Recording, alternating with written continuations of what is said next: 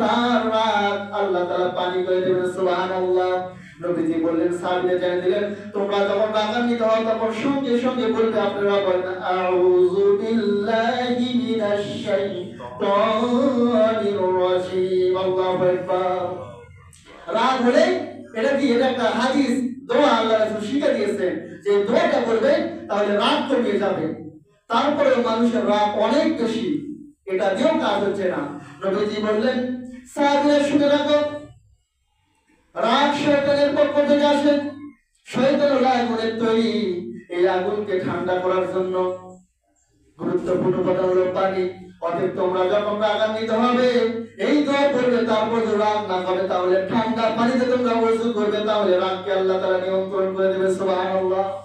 এই ফর্মুলা হলো করব, কারণ আমাদের রাগ হয় কিনা, সন্তানের রাগ হয়, প্রতিবেশীর রাগ হয়, কে আমার ক্ষতি করছে, তখন আমরা রেগে যাই।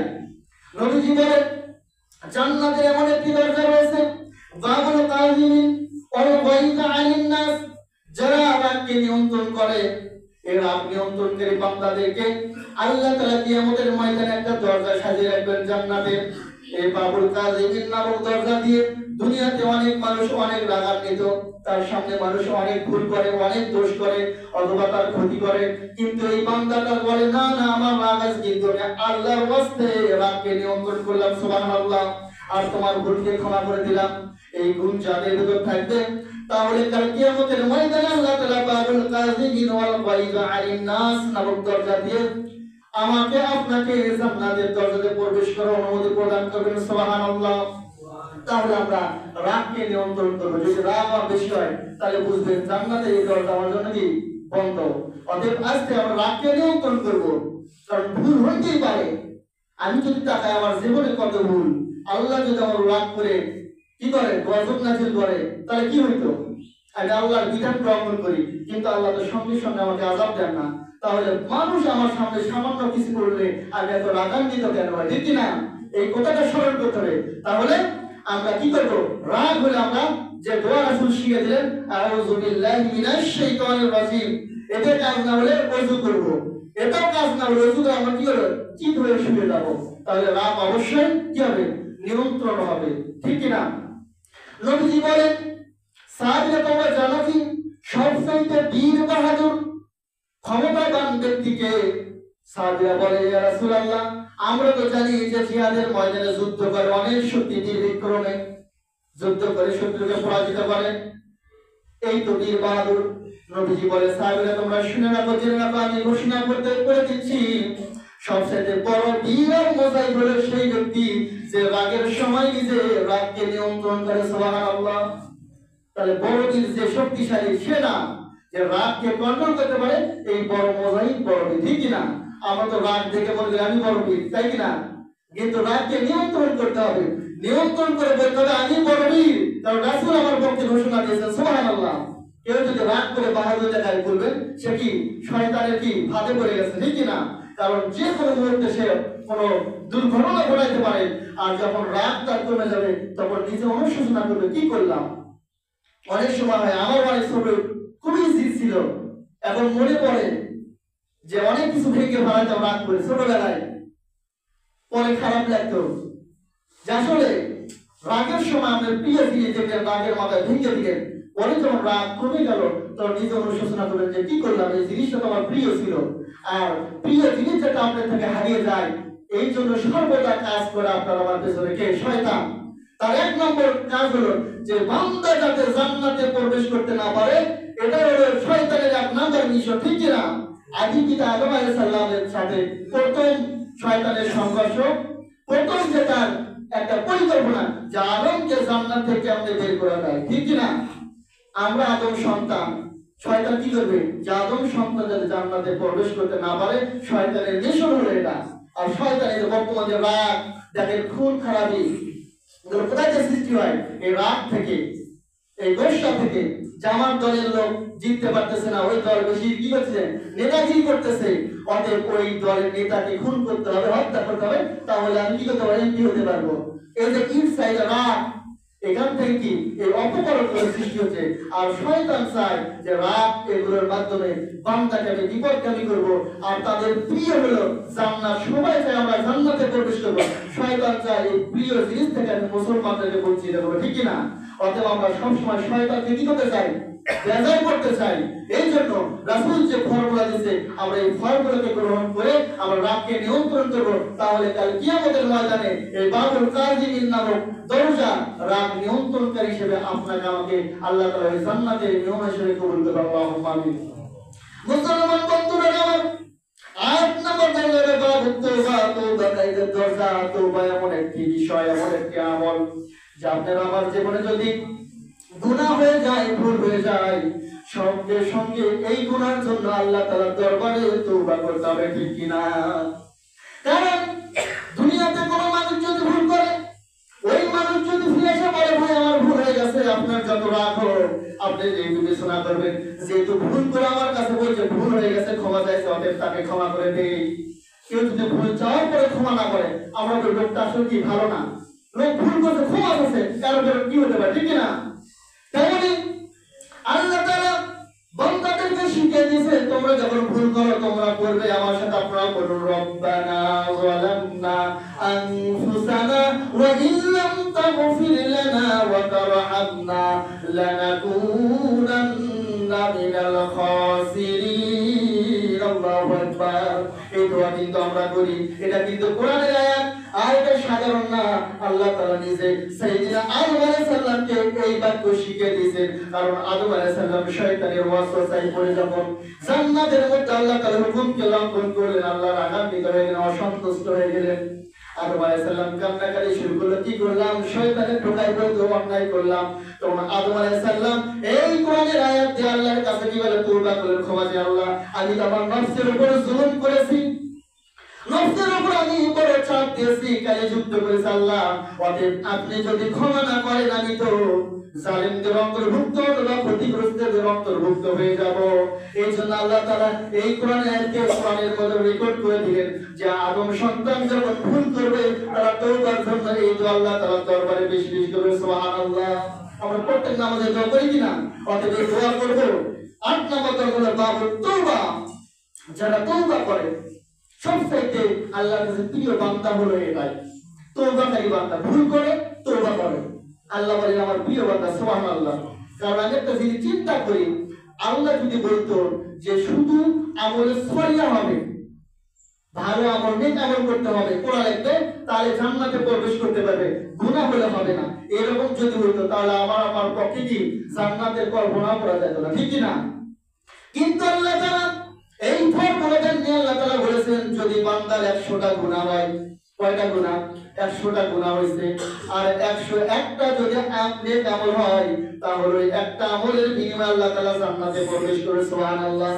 কারণ গুনাহ হবে না এমন মানুষ কেউ নেই, যত বড়ই বুজুর্গ হোক গুনাহ হবে। দুনিয়াটা এমন একটা জায়গা যে গুনাহ মানুষের দ্বারা সংগঠিত হবেই। সেই জন্য আল্লাহ বলছে যে গুনাহ 50টা, তাহলে আমি আমল করতে ভালো করে 51টা করতে হবে।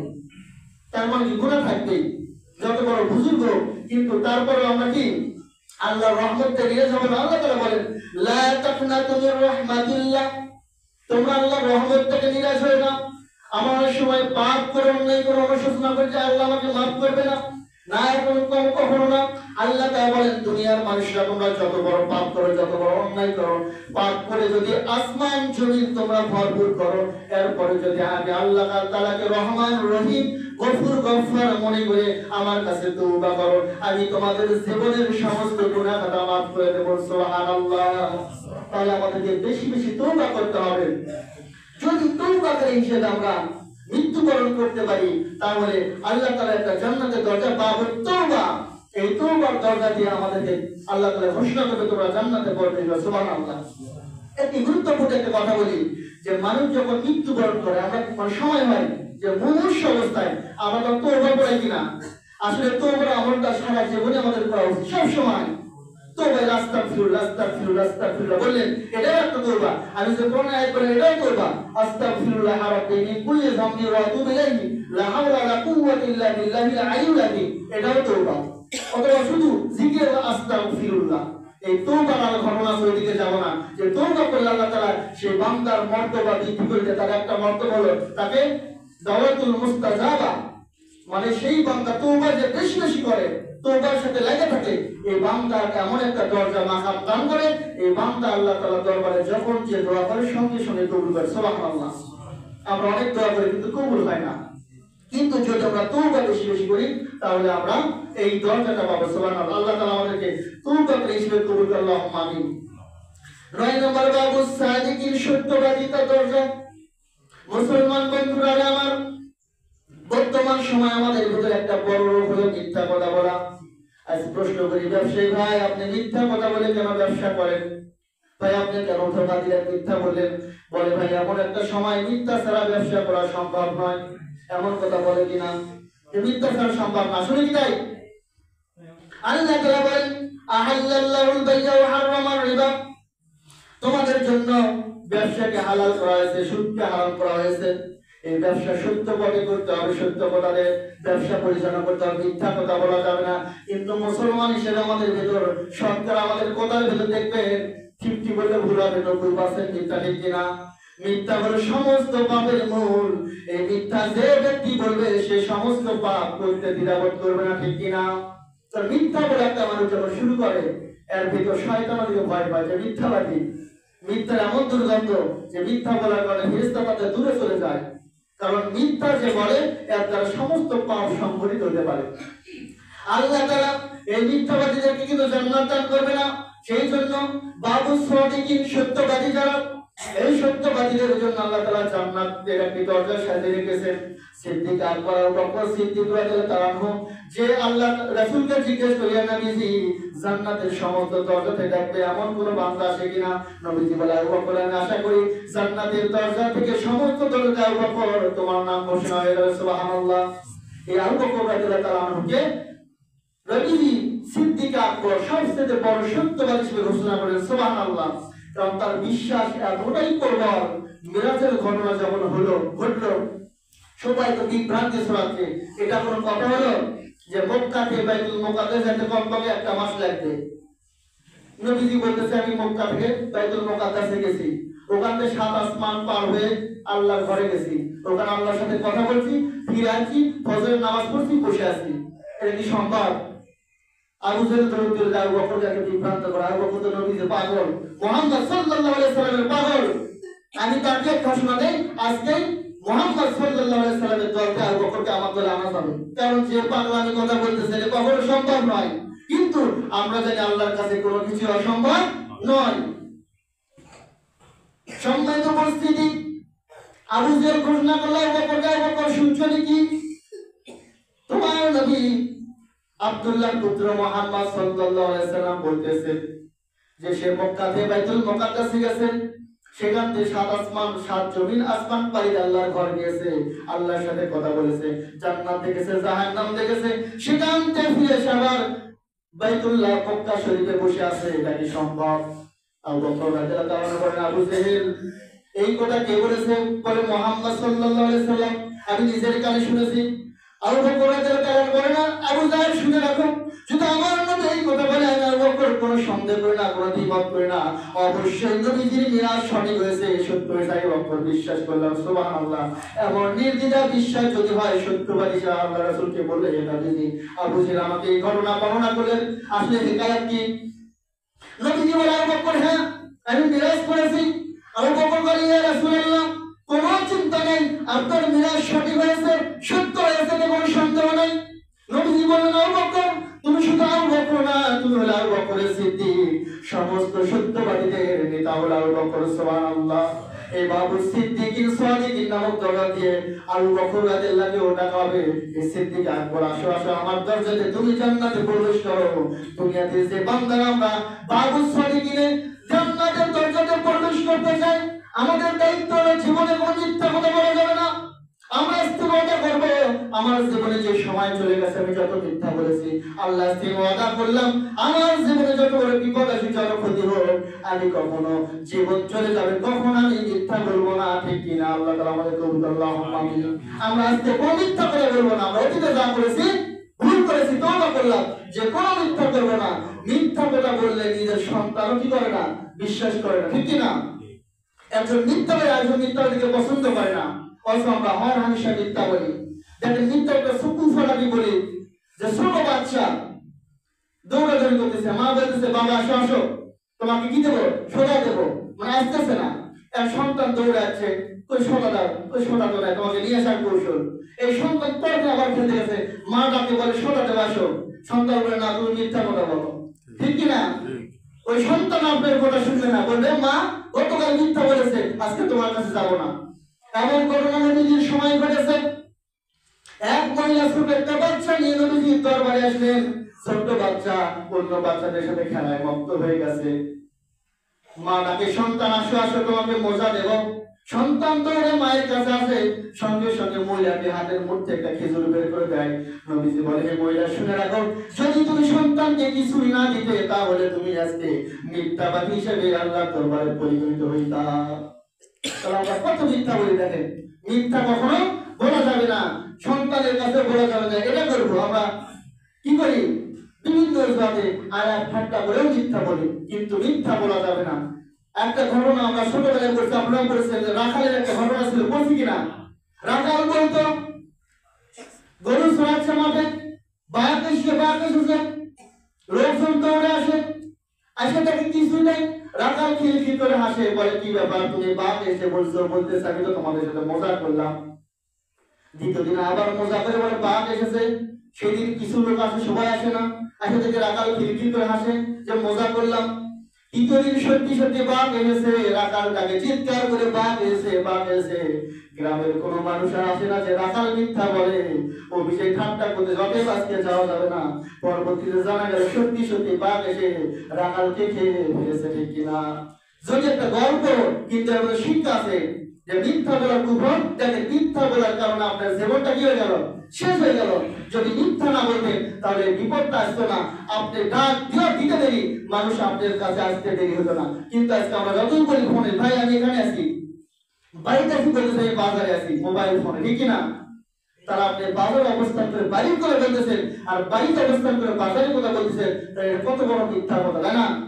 আল্লাহ তাআলা এগুলো দেখতেছে না? এগুলো কি রেকর্ডিং ভিডিও হচ্ছে না? তাহলে কাল কিয়ামতের ময়দানে আপনাকে জবাব করবে, ভাই আপনি তো মিথ্যা বলেন, দুনিয়াতে ধরেন। আপনি বলবেন কেন, আমি তো মিথ্যা বললাম, ওই ভাই মোবাইলটা করে রেকর্ডিং শোনালো, তোর কেমন লাগবে? আপনি চোখ থাকবে? দুনিয়াতে যদি চোখ নষ্ট হয়ে যায়, তাহলে কাল কিয়ামতের ময়দানে লক্ষ লক্ষ কোটি কোটি মানুষের সামনে আল্লাহ তাআলা এগুলো ফাঁস করবে, বান্দা তুই বড় নাফরমানি করেছিস, মিথ্যা বলা মহাপাপ। আমার নবীজি বলেছে আমি মিথ্যাবাদীকে পছন্দ করি না। অথচ দুনিয়াতে মিথ্যা বলে বলে তোমার জীবনটা শেষ করেছো। আজকে তোমার জন্য জান্নাতের কোনো দরজা খোলা হবে না, অতএব তুমি মিথ্যাবাদী হিসেবে তোমাদের যে মিথ্যাবাদী যে আওয়াজ তোমার জাহান্নামে তোমার স্থান। সম্মানিত মুআজ্জাজ মুহতারাম, আলোচনাগুলো ব্যাখ্যা করলে অনেক লম্বা আলোচনা, একটা আলোচনা করলে 1 ঘন্টাতে শেষ হবে না। 8 নম্বর দরজা বাবু সাদিকের সত্যবাদী দরজা। 10 নাম্বার, একটু সময় কষ্ট পাচ্ছে, 2-3 মিনিট শেষ করতে ইনশাআল্লাহ। বাবুল মুতাসাদ্দিকিন, বন্ধুত্ব রক্ষাকারীদের দরজা। যারা বন্ধুত্ব রক্ষা করে, আমরা বন্ধু কাদেরকে বানাচ্ছি এর আলোচনা লম্বা বলবো না, যে আমরা হর হামেশা বিভিন্ন শ্রেণীর মানুষের সাথে মিশি। আপনাকে বন্ধু নির্বাচন করতে হবে সত্যবাদী সৎ ভদ্র মানুষকে। খারাপ লোকের সাথে বন্ধুত্ব করা যাবে না, কারণ বন্ধুত্ব যদি খারাপ লোকের সাথে করে, সেই খারাপ প্রভাব আপনার সাথে কি চলে আসবে। নবীজি বলেন তোমরা যদি বসো আতরের দোকানে বসো, আতর কিনতে না পারলে সমস্যা নাই, ঘ্রাণটা ফ্রি ফ্রি পাবে, সুবহানাল্লাহ। কিন্তু কখনো কামালের দোকানে বসো না, গায়ে দুর্গন্ধ হবে, এমনকি আগুনের ছেঁকাও পেতে পারো। খারাপ বন্ধু, একটা অপারেন্স করে আপনার বাইক আছে, বন্ধু আশ্রয় দেয়, পুলিশ এসে ধরছে, খারাপ বন্ধু ধরবে, ওকে ধরবে, আপনাকে ধরবে, আশ্রয় কেন দিলেন? সুবহানাল্লাহ। আল্লাহ তাআলা কত সুন্দর করে বর্ণনা করেছেন যে ভালো বন্ধু নির্বাচন করতে হবে, আর এই বন্ধুত্ব রক্ষাকারীদের একটা দল থাকবে। এই দুনিয়াতে ভালো বন্ধু, সে বন্ধুর জন্য কাজ করেছে, তার কিয়ামতের ময়দানে বন্ধুত্ব সম্পর্ক অটুট হয়ে গেছে। এই বন্ধুত্বের রক্ষাকারী একটা দল থাকে বাবুল মুতাসাদ্দিকিন, বাবু জাকিরিন, জিকিরের দরজা, যারা সবসময় জিকির করে। আমরা তো জিকির করা ভুলে গেছি। জিকির, কোরআন তেলাওয়াত, সুবহানাল্লাহ, আলহামদুলিল্লাহ, লা ইলাহা ইল্লাল্লাহ, এই জিকিরগুলো আমাদের করতে হবে। অথচ আমরা মৃত্যু শরীফে কলেমা পড়েন, আর জীবনে জাকানদারি হয়ে গেছে, কলেমা পড়বে, ওই যদি আগে থেকে জিকির করতো, অটোমেটিক তার জিহ্বায় জিকির মৃত্যুর সময় চলে যাবে। সুবহানাল্লাহ। আপনি যতই বলেন আপনি জিকির করেন, আপনি পা কাটতেছে, বলতেছে আমি ধৈর্য ধরেন, চিৎকার করে না, ওটা কাজ দেবে। মনে যাচ্ছে আজেল দেখতেছে জিকির হয় কি কালেমা করবে, কালেমা আসবে না। আর যদি কালেমার জিকির আগে থেকে থাকতো, মৃত্যুর সময় বলতে হবে না কালেমা পড়ে, ওর মুখটা অটোমেটিক কালেমা চলে। সুবহানাল্লাহ। সেই জন্য একটি দরজা বাবু জাকিরিন, বাবু সাবিরিনের সবরের তো আরো বিশাল আছে, একটা সূরা আছে সবর, আসর নামক সূরা। যারা ধৈর্যশীল হবে, আজকে আমাদের ধৈর্য নাই, এই ধৈর্য আমাদেরকে ধারণ করতে হবে। এই ধৈর্যশীলদের দরজার কাছে বাবু সাবিরিন। এই ধৈর্যের অনেক দৃষ্টান্ত আছে, নবীদের জীবন আছে, সাহাবীদের জীবন আছে। আল্লাহ তার সূরা আসরের ভিতর মুমিনের 4টা কোয়ালিটি বর্ণনা করেছেন, তার একটা কোয়ালিটি তারা ধৈর্য ধারণ করে। সুবহানাল্লাহ। আমরা ধৈর্যশীল হব, ধৈর্য যদি আমরা ধরতে পারি, এই ধৈর্যশীলদের জন্য বাবু সাবির নামক জান্নাতের দরজা থাকবে। বাবুল খাশিন, ভয়কে দরজা, ভয় করতে আল্লাহকে, দুনিয়ার কোনো কিছুকে ভয় করা যাবে না। বাবুল দোহা, দোহা নামে একটা নামাজ আছে, বা বাবুল ইশরাক, সূর্য উদয়ের আধা ঘন্টা পরে পড়তে হয় 2 রাকাত বা 4 রাকাত। এই নামাজ যারা আদায় করবে, নবীজি বলেন যে ব্যক্তি ফজর নামাজ পড়ে আধা ঘন্টা পর 2 রাকাত নামাজ আদায় করলে তার আমল নামায় একটা কবুল হজ এবং কবুল উমরার সওয়াব লিখে দেওয়া হয়। সুবহানাল্লাহ। বাবুল দোয়া, আমরা পারলে ফজর পরে আধা ঘন্টা পরে আমলটা করব ইনশাআল্লাহ তাআলা। বাবু সিলাত্যতার সম্পর্ক রক্ষাকারী, জাতীয়দের খোঁজ খবর নেওয়া। এখন তো হয়ে গেছে আত্মীয়তার বেশি শত্রুতা করে, ঠিক না? এমন আত্মীয় না যে আত্মীয় আমাদের শুভাকাঙ্ক্ষী, আত্মীয় উপকার হবে, সে আত্মীয়তার সম্পর্ক রক্ষা করতে চাই, আপনিও আত্মীয়তা রক্ষা করবেন। নবীজি বলেন যে আত্মীয়তার সম্পর্ক নষ্ট করে সে জান্নাতে প্রবেশ করবে না। আমরা আত্মীয়তার সম্পর্ক রক্ষা করব ইনশাআল্লাহ তাআলা। বাবুল মুতাওয়াক্কিলিন, যারা আল্লাহর উপর ভরসা করে সব সময় সব অবস্থায়, এই মুতাওয়াক্কিলিন বান্দাদের জন্য জান্নাতের একটি দরজা রয়েছে, এই দরজাতে প্রবেশ করবেন। 17 নম্বর হলো বাবুল আইমান, যাদেরকে নবীজি শাফায়াত করে সুপারিশ করে জান্নাত দান করবে। সুবহানাল্লাহ। আল্লাহ তাআলা আমাদেরকে এই বাবুল আইমান নামক দরজায় নবীজির সুপারিশকে প্রবেশ করার তৌফিক দান করুন, আল্লাহুম্মা আমিন। 18 নম্বর হলো বাবুল হজ, যারা হজ করে, হজ করলেই তো হবে না, আমাদের যে হাজি হয় হজ করলে, কিন্তু এই হাজি শব্দটি দুনিয়ার কোনো দেশে নাই। আলহাজ যদি লোক দেখানো হয়, এই লোক দেখানো হজ কিন্তু কবুল হবে না। আপনাকে হাজি না বললাম মন খারাপ হয়। 60 বছর বয়স, 60 বছরে হাজি বলেন, আপনার কি জীবন বাকি ছিল, জীবন পড়েছিল? 60 বছরে আপনি হজ করে আলহাজ না বলে আপনি বেজার হন কেন? 60 বছর যদি চলে যায়, আপনাদের 5 বছর বাঁচবেন, এই আলহাজ 5 বছর দিয়ে কি হবে আপনার জীবনে? অতএব হজ হতে আল্লাহর জন্য। আল হজ্জুল মাবরুর লাইসা লাহু জাযাউন ইল্লা জান্নাহ। সুবহানাল্লাহ। কবুল হজের প্রতিদান একমাত্র জান্নাত। এই কবুল হজ যদি হয়ে যায়, আর আপনার হজ যদি হয়ে যায়, এখন তো হয়ে গেছে, হজ করতেছে, ফোন করতেছে, ভিডিও কল, আল্লাহ মাফ করুন, বর্তমান যে হালাত, এটা হজ না। আগে তো বিদায় নিয়ে যাইতো, কাপড়ের কাপড় পরে আমি হজের ময়দানে যাচ্ছি, জানি আর ফিরবো না। কিন্তু এখন মানুষ বলে আমি আসতেছি, থাকো, গামছা, হাজির গামছা, আপনি যাই নামাজ যত আছে, মক্কার যত খেজুর আছে নিয়ে আসবো, একটা বিতরণ করবো। ভালো কাজ, কিন্তু এই ভালোর ভিতরে আমাদের কুফর ঢুকে গেছে, ঠিক না? এই হজকে কিয়ামতের ময়দানে যে বলবে হাজি যারা আছো, এই দরজাটা আজকে আমার জান্নাতে পড়বে। সুবহানাল্লাহ। আমরা যারা হজ করেছি, আল্লাহ আমাদেরকে কবুল হজের যাদের প্রতিদান জান্নাতে দেয়। আর যারা হজ করি, আল্লাহ তাআলা যাতে নবীজির রওজা এবং বাইতুল্লাহ আমাদেরকে সযত্নে দেখে আল্লাহর ঘর মসজিদ থেকে আমরা দোয়া করি যে হজের নূর সে কবুল করে, এবং কবুলকারী হজ হিসেবে কাল কিয়ামতের ময়দানে এই বাবুল হজ নামক দরজায় প্রবেশ করে অনুমোদন করে, আল্লাহুম্মা আমিন। আমরা যে আলোচনা শুনলাম, এই আলোচনা আমি সবাইকে আমল করে এই জান্নাতের দরজার নিয়মান হিসেবে আল্লাহ কিয়ামতের ময়দানে ঘোষণা, আল্লাহুম্মা আমিন। ওয়া আখিরু দাওয়ানা আলহামদুলিল্লাহ।